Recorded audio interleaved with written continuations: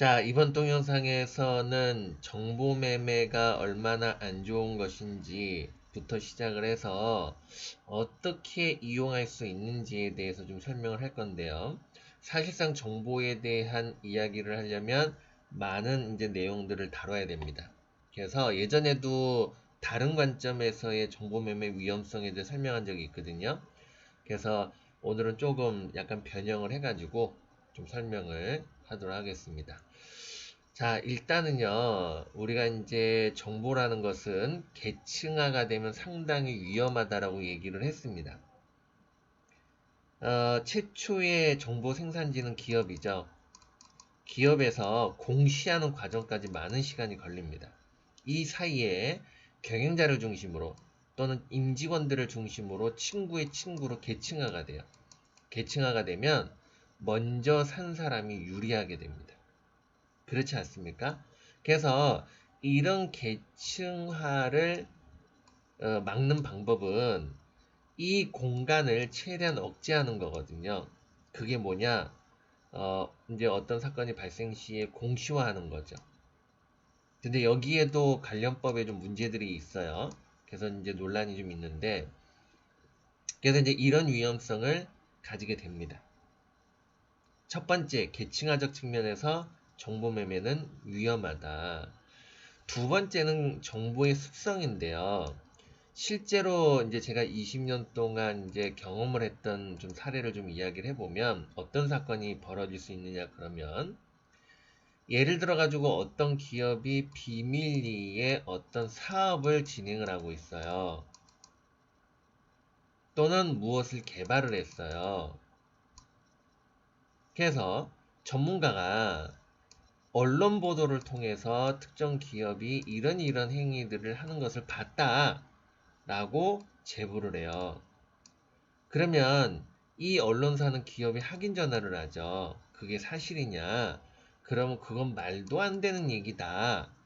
그것은 다 허위이다. 이렇게 얘기를 해. 실제 사건입니다. 그래가지고 이제 뭐 그렇게 보도를 낸 적이 있어요.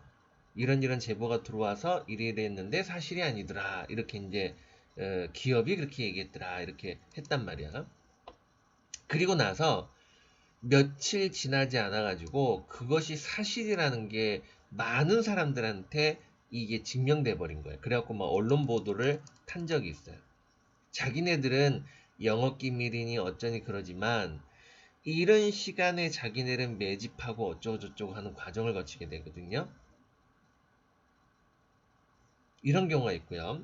또 이런 경우도 있죠. 요즘에 바이오에서 많이 벌어지는 게 무엇을 개발을 했다. 그래서 주주들이 많이 샀는데 나중에 봤더니 그게 가짜더라. 라는 사건들도 되게 많이 벌어지죠. 그렇지 않습니까? 이게 이제 전부 다 정보에 해당하는 부분들의 리스크를 갖고 있는 거죠. 그렇기 때문에 정보 매매는 사실상은 되게 위험합니다. 그래서 저는 투자자한테 뭐라고 얘기를 하냐면 소문에 사서 소문으로 끝내라. 생각으로 시작해서 생각으로 끝내라. 라는 거예요. 완벽한 기가 막힌 재료가 있더라도 분산 투자를 반드시 하고 믿을 만큼만 믿어라. 그리고 내가 이거에 대해서 망하면 어떻게 할 것이냐라는 부분만 생각을 해라. 라고요. 근데 대부분 그래. 야, 기업이 무슨 무엇을 개발했다, 개발에 성공했다, 어쩐다 그런 뉴스가 있는데 왜 리스크를 생각하느냐?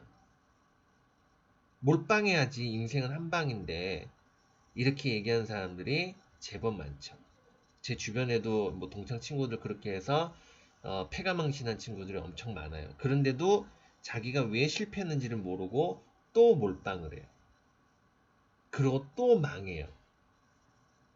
어떤 기업이 무엇을 개발을 무조건 했다 하더라도 그것이 앞으로 미래에 반드시 대박칠 산업이라도 그 과정까지 갔는 데는 많은 기업들이 망해요. 그리고 그 중에 일부가 살아남거든요. 개발직 쪽에서 근무해 보신 분들은 아실 거예요. 저는 이제 많은 일들을 했어요. 뭐 대기업에서 금융 마케팅도 해보고 제조업에서 기계도 만들고 뭐 핸드폰도 만들고 그랬어요.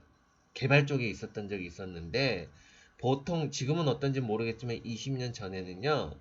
핸드폰이 한 20여 개 정도가 개발품이 나와요. 시제품 단계 들어가서요. 이 중에서 한두 개 빠지고 나머지 다 접습니다. 근데 어때? 이미 언론에는 시제품 단계에서 언론에 막 떠들고 난리를 치거든. 이게 어떻게 되냐 그러면은 개발 단계, 그 다음에 시제품 단계, 그 다음에 양산 단계인데요. 심지어는 양산 단계 와서도 망해요. 근데 사람들은 여기 오면은 그냥 뭔가 다 끝났다고 생각해. 그냥 여기에 말도 안 되는 풀배팅이 들어가고 몰빵을 하고 막 그런단 말이야. 그래서 이제 일명 말하는 제로섬 게임을 하는 거죠. 이런 어처구니 없는 일들이 벌어져요. 그래서 이런 이제 위험성들도 존재하죠. 자, 그러면 이제 세 번째 문제. 세 번째 문제는 막대한 비용이 들어가요. 왜냐? 내가 정보를 유지하기 위해서는 정보 상위에 있는 사람한테 밥도 사줘야 되고 용돈도 줘야 되고 하는 비용이 들어가잖아요. 그죠? 리스크도 존재하고 여기에 막대한 비용이 들어가요. 그 관계를 유지하기 위해서. 그렇지 않습니까? 그리고 평생 돈 번다는 보장도 없는 거고. 그래서 이제 막대한 비용이 들어가거든요. 그래서 이런 이제 정보 매매에 리스크를 갖고 있다. 그러면 이런 리스크를 부담을 줄이고 비용도 줄이는 방법이 뭐가 있겠는가라고 하면 그것은 바로 가치 투자하는 거예요. 자, 생각을 해보세요. 지금 증시를 보면 어때요? 재료가 뜨면 이렇게 후다닥 치죠? 그래 안 그래요? 추격 매수하면 물려버리는 그런 흐름들이 나타나고 있어요. 물론 뭐 계속 가는 경우도 있을 수 있지만 어, 우리가 이제 이 수익을 발생시키는 데는 두 가지 채널이 있죠. 하나는 시세입니다. 하나는 배당이고요. 맞습니까? 두 가지 채널에서 갈 수 있는데 이건 이제 제로섬 게임이죠. 자, 그러면 생각을 해보세요. 기업은 계속적인 생산적인 활동을 해요. 물론 생산적인 활동을 안 하는 기업도 있어요. 대표적인 예가 젊었을 때 신기술을 개발을 해가지고 그걸 갖고 들어와서 한때는 그래도 호령을 해요. 그러다가 이제 됐을 때 새로운 경영 활동을 하지 않고 회사 돈을 빼먹고 날르는 그런 경영자들이 있어요. 제법 있어요. 그죠? 제법 있는데 우리가 그것만 보면 돼요. 이 기업이 생산 활동을 하고 있는가 안 하고 있는가. 요것만 좀 어느 정도만 분석해낸다고 한다면 끊임없이 재료는 발생될 수밖에 없어요. 그러겠죠? 그러면은 이런 거지. 내가 배당 수익과 시세 차이까지 노리면 따따가 나는 거죠. 그러니까 배당으로 내 원금과 이익을 회수하는 방법이 있고 시세로 땡겨서 오는 방법이 있을 수 있어요. 그러겠죠. 그래서 이제 두 마리 토끼를 잡는 방법이 뭐냐 그러면 쌀 때 사는 겁니다. 그죠? 쌀 때에 싸다는 얘기는 배당 수익률이 높다는 뜻을 의미하는 거고요. 배당 수익률이 높으면 내 원금 회수율이 빨라진다는 뜻을 의미를 해요. 이 상태에서 기업이 계속적인 정기적인 이 경영 생산 활동을 하잖아요. 그럼 어떻게 돼? 정기적으로 재료가 발생이 돼요. 대표적인 게 정기적인 것은 이제 업황적 요소와 테마적 요소가 있습니다. 그죠? 그럼 정기적으로 시세가 움직인다는 뜻이 되는 거예요.